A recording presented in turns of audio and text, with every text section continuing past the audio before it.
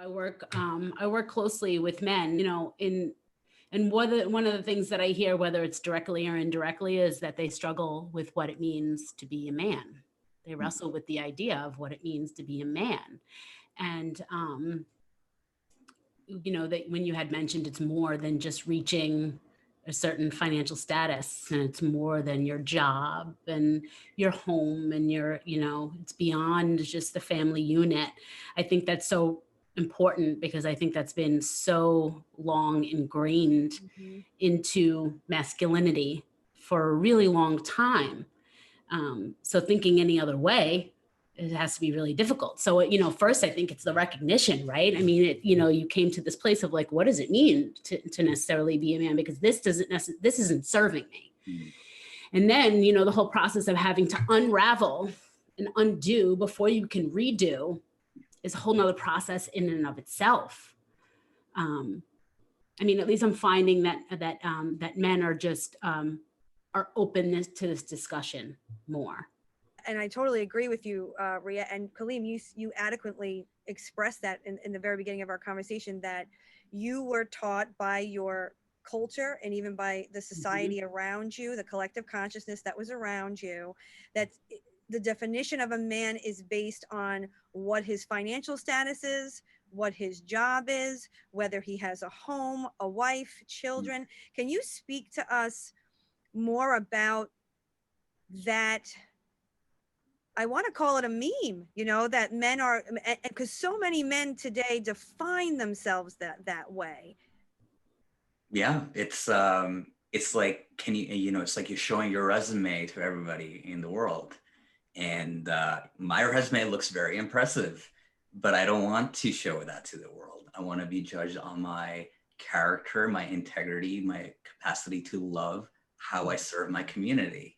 I don't want to be judged on that I am a lawyer, that I'm a business owner, how much money that I make, what car that I drive, if I have a house or no house. And still, by the way, I'm not the type of person to say that I have gotten it right. I'm not married and I'm divorced. There's still a lot of shame that comes from it. Of course, and at the age of 36, not having children, there's actually shame behind that too. So I'm still working through that. That's not the definition of being a man. Mm-hmm. All those things will come when we are okay with ourselves. And if they do not come, that's okay too. That's a maturity. That's an emotional, spiritual, psychological maturity, an evolution of your masculinity. Mm-hmm. Yeah. And, I think the people who will be attracted to this podcast, for example, we're not even going into the base level things, but it's worth mentioning over here. When you turn on the TV, when you turn on programming, what do you see is the definition of men? You will see women, tobacco, alcohol, cars, vacation, watches.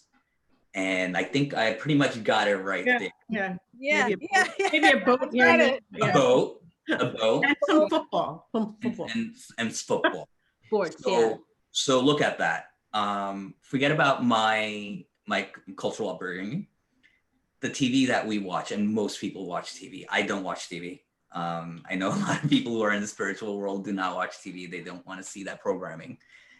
It's showing right there. This is what we have to attain. We have to be sexually attractive, and sexual attraction actually comes from all the things that you have acquired. Not necessarily even, it has to do with how we present ourselves. If you have the money and if you're buying luxury items, you are a man.